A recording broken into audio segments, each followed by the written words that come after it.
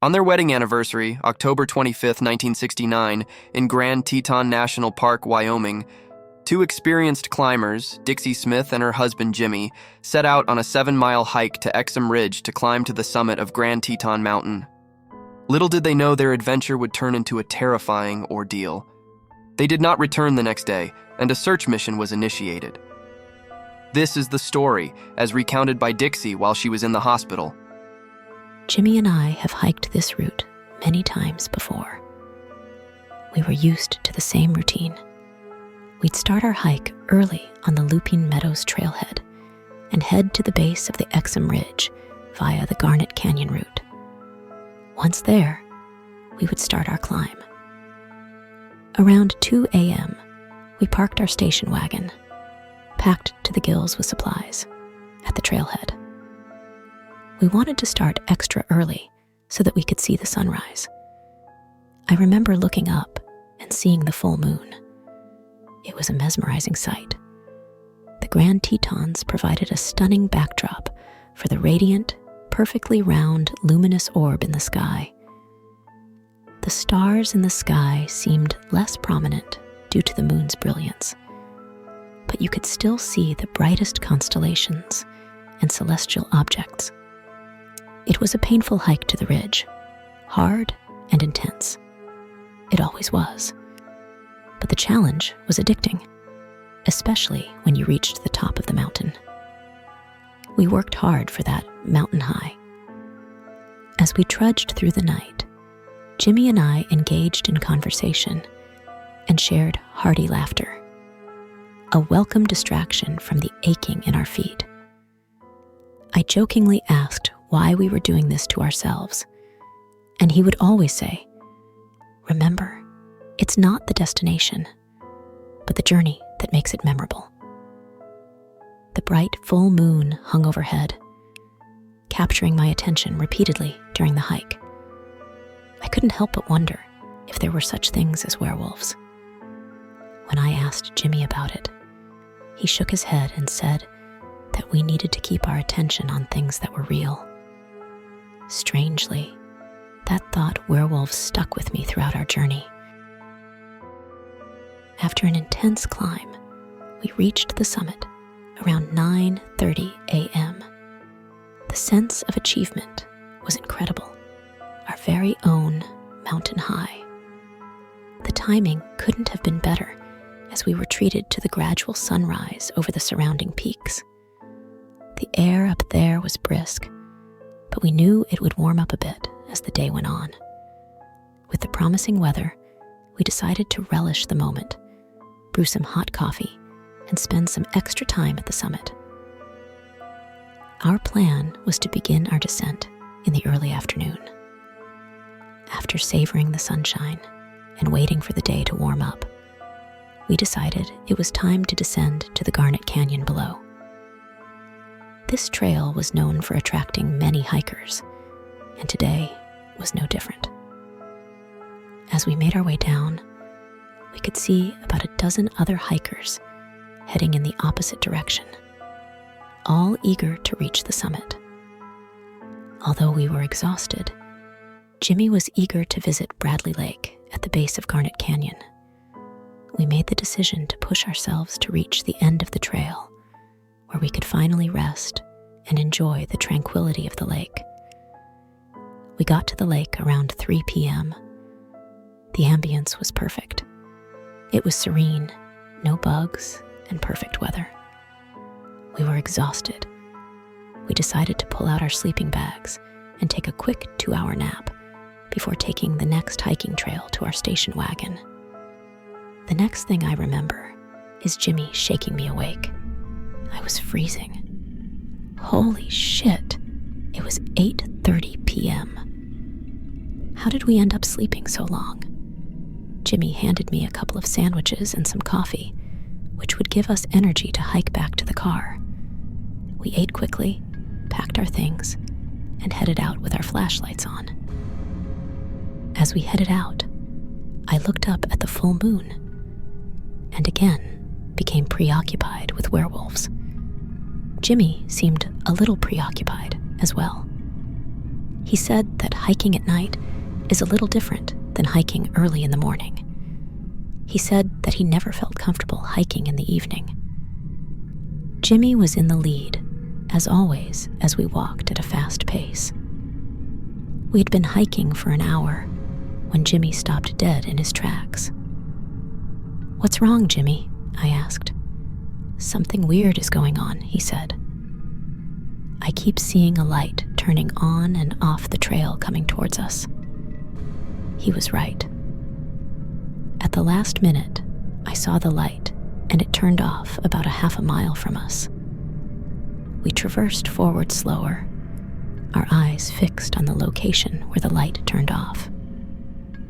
With the trail surrounded by dense trees and thick brush, we had no alternative but to press onward. We turned off our flashlights and relied on the moonlight to guide our way. Jimmy halted and gestured for me to stay close to him. "Someone is here," he whispered. We advanced cautiously when suddenly a voice unexpectedly spoke out from behind us. "What the fuck are you two doing out here in the dark? Are you fucking stupid? Do you know how dangerous it is out here?" Jimmy and I nearly shit our pants as we quickly turned around in fear and shined our flashlights on the person who was yelling at us. There before us was an old man with a brimmed hat and coat. He was holding a stick or a cane of some kind. Jimmy quickly replied, "We lost track of time, sir. We're headed back to our car right now." We began to back up slowly, not taking our eyes off him. I held Jimmy's coat tight as I backed up, staring at the old man's peculiar grin. I don't know if it was the fear in me, but I felt as though he were planning to do something evil. Right as we were going to turn around, the old man said, "You might want to keep your flashlights off. It'll be looking for you. Be safe and get to your car as fast as possible." Jimmy pushed me in front of him to lead. He figured it would be safer for me in the event of a surprise attack.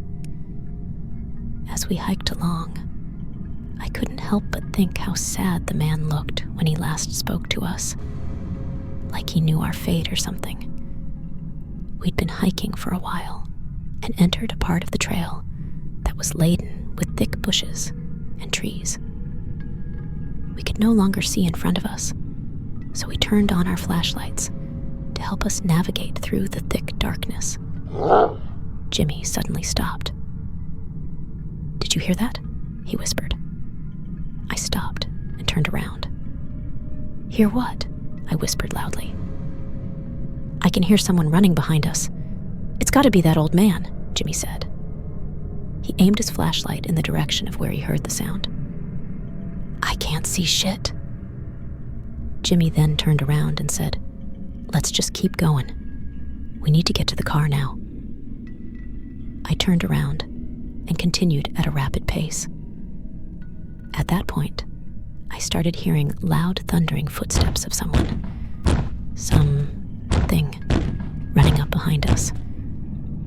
"What the hell do you want, old man? Just leave us alone," I exclaimed.